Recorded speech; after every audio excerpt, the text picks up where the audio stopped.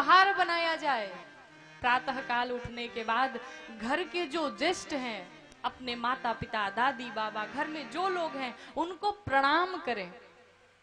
लेकिन आपको बताऊं, आजकल के समाज से ये सब खत्म हो चुका है। बच्चे प्रणाम करना नहीं जानते, और ये किसकी देन है? माता पिता की देन है। आजकल के बच्चे गुड मॉर्निंग बोलते हैं। एक बात बताइए,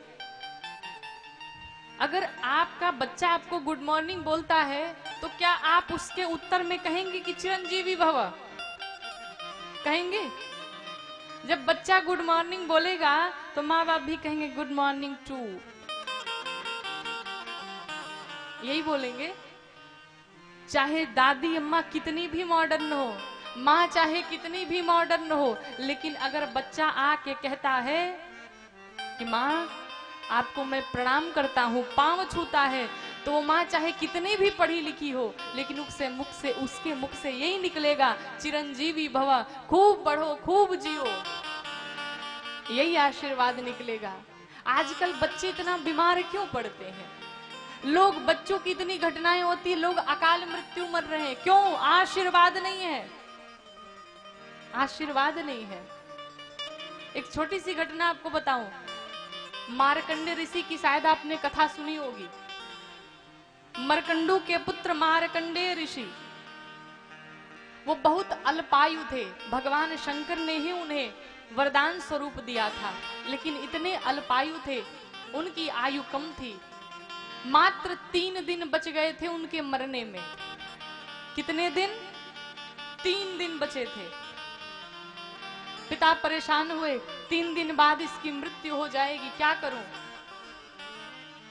मार्कंडे ऋषि को लेकर के उनके पिता रास्ते में गए और कहा, जितने भी संत महात्मा ब्राह्मण जो मिले सबको प्रणाम करते जाओ। प्रणाम करते करते रास्ते में सप्तर्षि मिल गए। उन सप्तर्षियों को प्रणाम किया मार्कंडे ऋषि ने, और सप्तर्षियों ने आशीर्वाद दे दिया, चिरंजीवी भव।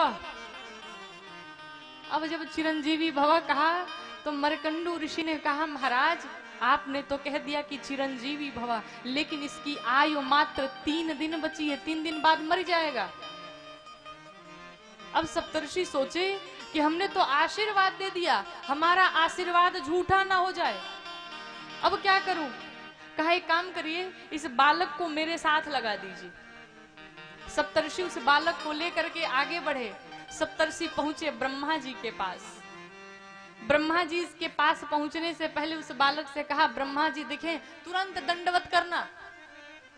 बालक गया, ब्रह्मा जी के चरणों में दंडवत कर लिया। ब्रह्मा जी ने कहा, चिरंजीवी भव। सप्तर्षि ने कहा, ब्रह्मदेव अरे वरदान तो दे दिया, लेकिन 3 दिन ही जिएगा, 3 दिन बाद मर जाएगा। ब्रह्मा जी ने कहा, पहले क्यों नहीं बताया? पहले बताना चाहिए था। सप्तर्षियों ने कहा, हम क्यों पहले बताएं, हम भी फंसे थे, आपको भी फंसा दिए,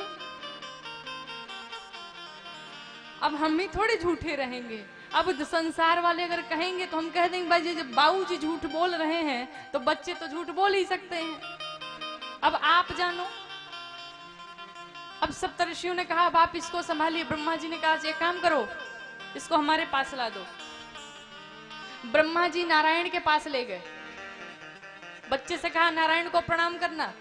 नारायण को प्रणाम किया। भगवान नारायण ने आशीर्वाद दिया, चिरंजीवी भव। ब्रह्मा जी ने कहा, आशीर्वाद तो दे दिया, 3 दिन बाद मरने वाला है। भगवान नारायण ने कहा, आपने मुझे फंसाया क्यों, बताया क्यों नहीं? ब्रह्मा जी कहे, जब हम फंसे तो आपको भी फंसाए, अब आप जानो। अब भगवान विष्णु सोचे, अब क्या करें, भाई बात झूठी ना हो पाए, वरना लोग कहेंगे कि भगवान का भी वरदान, भगवान भी झूठ बोलते हैं। अब भगवान नारायण कहे, बालक से काम करो, भगवान शंकर के पास लेके चलता हूं, और बार बार दंडवत करना चरणों में। भगवान नारायण लेके पहुंचे बाबा के पास। भगवान शंकर के पास जब पहुंचे, वो बालक भगवान शंकर के चरणों में लौट गया। दंडवत करके मार्कंडे ऋषि रोए जा रहे हैं, आंखों से अश्रु निकल रहे हैं। भगवान शंकर ने देखा कि प्रेम में इतना विह्वल है कि मुझे देख करके रोए जा रहा है। कहा, चिरंजीवी भवः। भगवान विष्णु ने कहा, नाथ अरे आशीर्वाद तो दे दिया, 3 दिन बाद मर जाएगा। भगवान शंकर ने कहा, ये तो बड़ी विचित्र बात है, लेकिन ये तो वही बालक है जिसको मैंने दिया था वरदान स्वरूप में। भगवान विष्णु ने कहा, जब आपने दिया था तो आप झेलिए। और वही भगवान शंकर उस बालक को चिरंजीवी बना दिए, और वो बालक ऐसा चिरंजीवी हुआ कि वो जिसकी 3 दिन बाद मृत्यु होने वाली थी, वो बालक आज भी जिंदा है। आज भी वो चिरंजीवी मरा ही नहीं कभी। उसी समय से लेकर के आज भी चिरंजीवियों में नाम आता है मार्कंडेय ऋषि का, आज भी जीवित हैं। विचार करिए, ये किसका फल है? आशीर्वाद का फल है। आप कहेंगे कि अरे हम भगवान थोड़ी हैं कि भगवान जैसे आशीर्वाद दे देंगे कि चिरंजीवी हो तो बच्चा मरेगा नहीं। अरे मरेगा नहीं, कम से कम दुख तो कटेंगे उसके, कम से कम दुख तो कटेंगे। घर में माता पिता हैं, भाई बहन है, दादा दादी हैं, नाना नानी है, जितने लोग हैं, बच्चों को आशीर्वाद दिलाइए, संतों से आशीर्वाद दिलवाइए, ब्राह्मणों से आशीर्वाद दिलवाइए, ये व्यवहार में लाइए। हम अपने सनातन धर्म की संस्कृति को दिन पर दिन भूलते चले जा रहे हैं। अरे पहले तो बच्चे पांव में झुक करके प्रणाम करते थे, अब पांव के बाद कुछ दिन जब थोड़ा लोग मॉडर्न हुए तो घुटने तक आ गया।